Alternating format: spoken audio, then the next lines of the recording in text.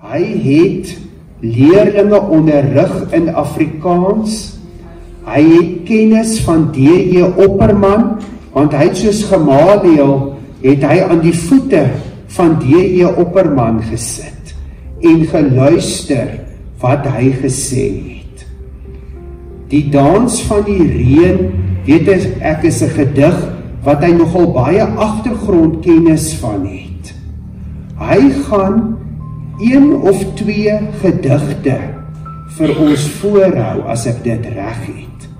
En ons wil sê, baie welkom, baie dankie professor, dat ons die geleentheid het om voor ons verlis op die verhoog te verwelkom, te sê, ons luister graag na u, en ons vra vir u om 'n paar woorde vir ons in Afrikaans te kom voorhou. Baie welkom.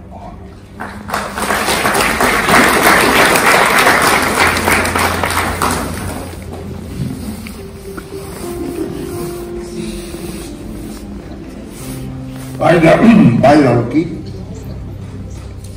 Daar is mens kan van soveel kante af oor Afrikaans praat, en daar is al so baie vanmôre oor Afrikaans gepraat. En ek het so baie gedink oor waar vat mens hom.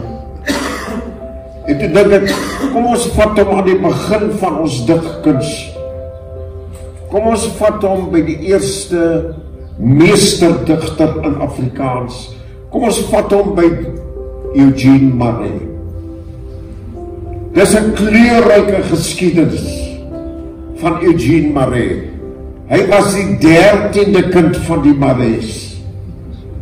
Dit was 'n aardige, daar was aardige dinge. Die pa was in die tronk vir korrupsie. Daardie kind het amper in eensaamheid groot geword. Maar daardie kind was geniaal. Daardie kind het op 12-jarige leeftyd sy eerste Engelse gedigte vrygestel. Op 16-jarige leeftyd was hy redakteur van Land en Volk. En Land en Volk was die oppositiekoerant in daardie tyd. Want hy het nie van Paul Kruger gehou nie, want sy familie het na Engels geneig, alhoewel hulle al die tale kon praat. En toe begin die oorlogswolke saampak. En Eugene Marais sien die kans om aan die kant van Paul Kruger te veg. En in 1897 vat hy die pad Engeland toe. Hy gaan nou dokter word. Toe hy nou in Engeland kom, te sê sy vriende vir hom, nee man, met jou gladde bek moet jy 'n advokaat word. Toe word hy advokaat in 'n vreeslike kort tydjie. Maar toe gebeur daar dinge in sy lewe. Een aand vat sy vriende hom na uitvoering van die Londense Philharmoniese Orkes en Koor. En hy het opgelees oor Beethoven. En hy het gelees dat Beethoven niks kon hoor nie. Niks. En hy het gewonder oor hierdie simfonie en koor. En daardie aand gaan sit hy. En hulle kom by die laaste beweging. En hy sing 'n ode aan die vreugde. Later sê hy hoor, Eugene Marais, dat Beethoven op sy knieë vir Schiller gevra het of hy daardie vers kan gebruik. En Schiller het met Duitse hoflikheid vir hom gesê, gebruik daardie vers. En Beethoven verwerk daardie vers tot een van die grootstes in die musiekgeskiedenis. En daarom ek gaan vandag vir u 'n paar Duitse woorde sê, omdat ons vergeet dat Afrikaans is gebou op die Germaanse lyn van die meester infinitief. vir elke Duitse infinitief is daar 'n direkte Afrikaanse vertaling. Nie 'n vertaling nie, 'n wederwoord. Daar's miskien 'n S wat verskil of 'n A. Maar Afrikaans het die moontlikheid om soos Duits uit te brei tot in der ewigheid. Die van u wat al by Goethe Institute was, sal weet daardie boeke is so dik. Daardie Duitse boeke. En so luister Eugene Marais daardie aand na daardie Duitse lied. Vreugde skone goddelik. Maar hy hoort dit in Duits. Freude schöner Götterfunken, Tochter aus Elysium. Wir betreten feuertrunken himmlische, dein Heiligtum. Deine Zauber bindet wieder, was die Mode streng geteilt. Alle Menschen werden Brüder, vor dein sanfter Flügel weint. Seid umschlungen Millionen, diesen Kuss der ganzen Welt. Brüder, hinter diesem Sternenzelt muss ein lieber Vater wohnen. En die mense stap uit, en die mense het gejuich. En Eugene Marais bly sit. En later moet die skoonmakers en vriende kom en hom kom haal. En al wat hy sê is meesterlik. En ek het gedink, as daar een woordjie is wat ek vandag wil gebruik, is dit die woordjie meester. Want u gaan vandag 'n meester sien. Daar is soveel definisies van meester. 'n Maklike ene is, dis die beste op jou terrein. En jy's bekend buite die grense van jou gemeenskap. Dan is jy 'n meester. Maar dit was nie die einde van Eugene Marais se Duitse reis nie. Eugene Marais ondergaan 'n hartsverandering. Hy word 'n ondersteuner van Paul Kruger. Hy gaan reël in Duitsland 'n skip met ammunisie om vir die Duitse troepe in ou Duits Wes-Afrika te stuur. Maar intussen gebeur daar baie ander dinge. Hy gaan gewoon elke Sondag die vergadering van die Goethe Instituut by. En so word daar een klein kwartreintjie, 4-reëlige gediggie, 'n paar keer gelees. En Eugene Marais besef, dit waarmee ons in Suid-Afrika besig is nie poësie nie. Dis patriotgediggies. En daardie gediggie, as jy hom in Afrikaans lees, dan is hy net so mooi. Oor die hoogste bergpieke het het stil geword. In die hoogste boomtakke roei skaars nog 'n blaadjie. Rondom ons in die woude swyg die voeltjies. Spoedig rus ons ook. En gewapen met daardie gedig gaan Eugene Marais in 1905. Hy is so geïnspireer en hy skryf op tint is die windjie en skraal. en blind in die dof is hy kaal. Hy skryf winternag. En met winternag skryf hy die Afrikaanse poësie ook. Daarna doen hy 'n paar dinge. Onder moeilike omstandighede reis hy na die Kalahari in Rietfontein en hy gaan praat met Jan Konterdans. En Jan Konterdans ruil vir hom die gedig, die dans van die reën. En so word hy gekonfronteer met Goethe. En Goethe word vir hom iets uit 'n ander wêreld. Goethe help hom met sy hele godsbegrip. Eugene Marais was nie 'n kerkmens nie, maar hy het 'n ontsaglike bewondering gehad vir meesterskap. Hy gebruik ook die woord meesterskap geweldig baie in sy poësie. En hy luister daar waar Goethe sê, Goethe het 'n klomp gediggies geskryf, Mignon, waar hy sekere aspekte van die lewe, waar hy sê die mens het 'n keuse. Wat wil jy kies? Wil jy die droefgeestige kies of wil jy die goeie kies? En die een gediggie sê,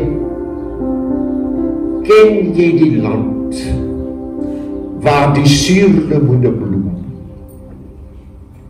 waar 'n donker lower die goue lemoene groei, waar 'n sagte wind uit die blauwe hemel waai, waar die myrteboom stil en die laurierboom hoog uitstaan. Ken jy so land? Want daarin wil ek jou my leser neem. Hy skryf 'n klomp sulke gedigte. En Eugene Marais luister na daardie diks.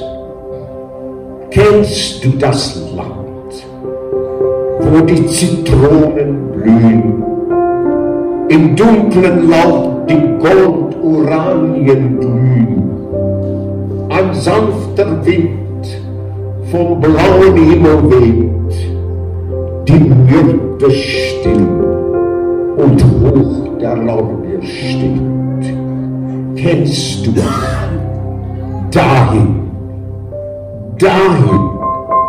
möchte ich mit dir, oh mein Leser, gehen. En Eugene Marais besef, en dit is belangrik vir ons in hierdie Afrikaanse tyd. Afrikaans is nie net gewortel in 'n Anglo-Saksiese verlede nie. Afrikaans is ook gewortel in 'n Germaanse verlede. Meer as wat hy in enige ander taal gewortel is. Nog 'n interessante ding van Eugene Marais voor ek kom by die laaste gedig. Hulle het een aand 'n groot ete. Hy en Gustav Breller, dit was sy groot vriend. En A.G. Visser was ook die aand daar, die digter. 22 van hulle sit daar vir ete. En daar staan Eugene Marais op. En dan het dinge gaan 'n toespraak hou. En Eugene Marais sê,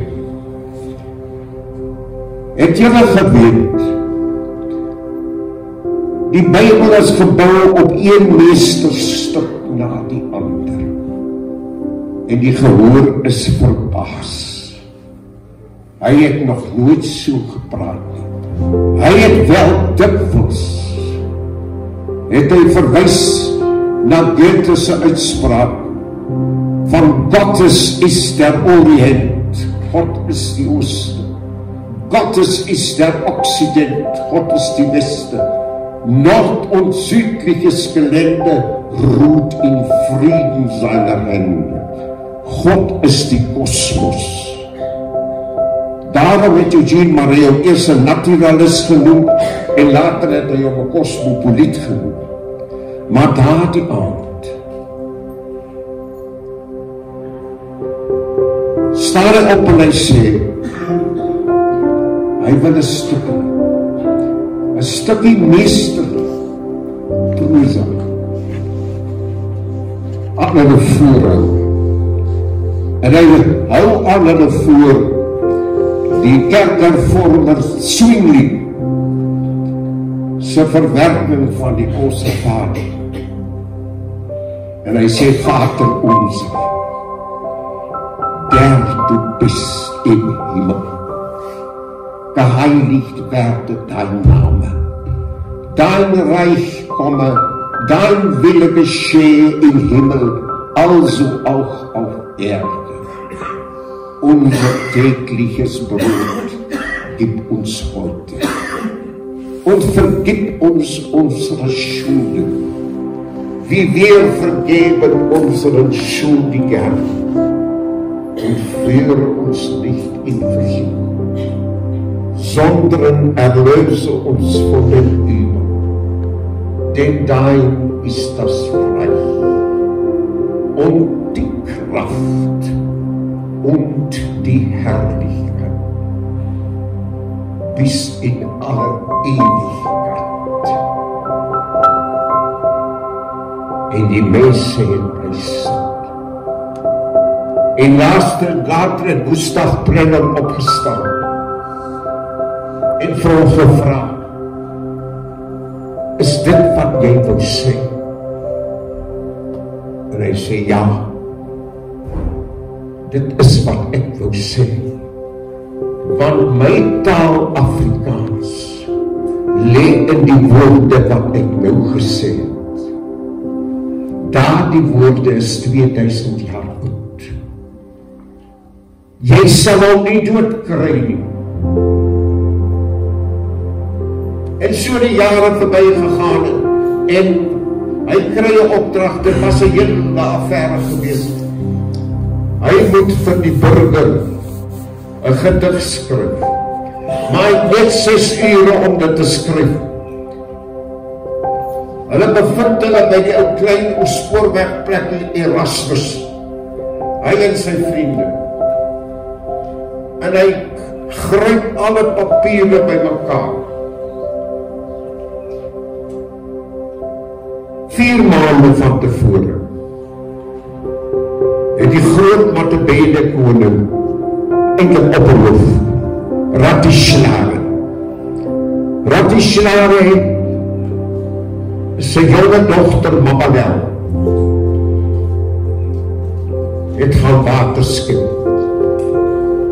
by die grootste seekoeigat in die Limpopo, Rakwena. En Mabel het nie teruggekom nie. En Eugene Marais gebruik hierdie stukkie. En volgens D.J. Opperman skryf hy die eerste meestergedig in Afrikaans. Opperman, toe hy sy Herzogprys vir Periandros van Korinthe ontvang, toe sê ek is baie trots op hierdie prys, maar ek sou so graag Mabel wou geskryf het.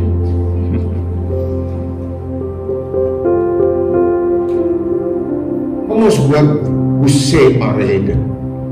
Ek dra nie meer voor nie, my liewe mense. Ek is uit daarvoor.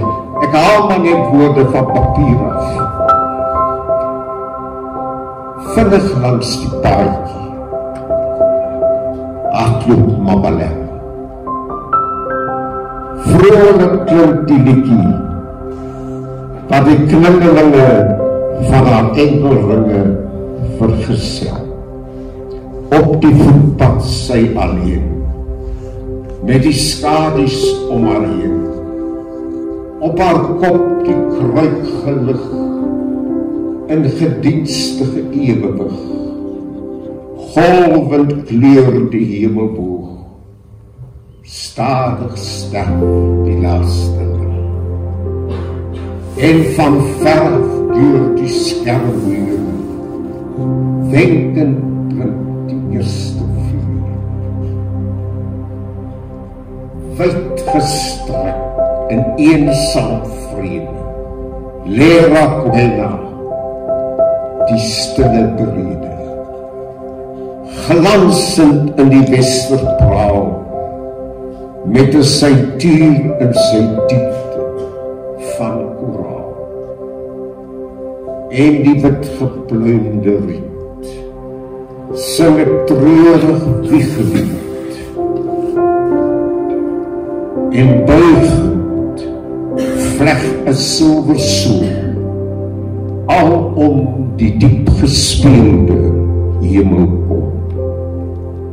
Wag, wag, Mabanel. Is daar niks wat jou vertel? Is daar niks wat deur die duister bang en dringend in jou ore fluister, van die vreeslike gesel wat jou vrolik lied beluister, wat jou spoor hou, Mabanel? Word jy niks gewaar van 'n dreigende gevaar? Voel jy nog nie kil en snood om jou hart, die handdruk van die dood? Ver benede die palmietstede, in sy duister diepte, wag Lalene. 100 jaar oog, krokodil. Wyd gestrek in eensaam vrede, maar ver benede daar die palmietstede, wag daar die krokodil, om sy eerste prooi te verslind. Hy wag daar deur winterkou en somergloed. Hy wag daar deur al die taferele van koud en warm en droog. En dan beskryf Maree die droogte wat daardie krokodil wel oorleef. Hy sê, as die straaltjie in die sand deur 'n vlam geskroeide land, tussen rotse dor en vaal, skaars die rotse van Rakwena haal. Daar is nie meer water, en die hulsels van die riet, 'n rouwband bind van swart verdriet, om die groen bedekte kuil, waar die laaste water skuil, en die sigtend wind versmag, deur 'n woedende son verkrag. Roerloos by die skipbreuk, hou Lalele wag.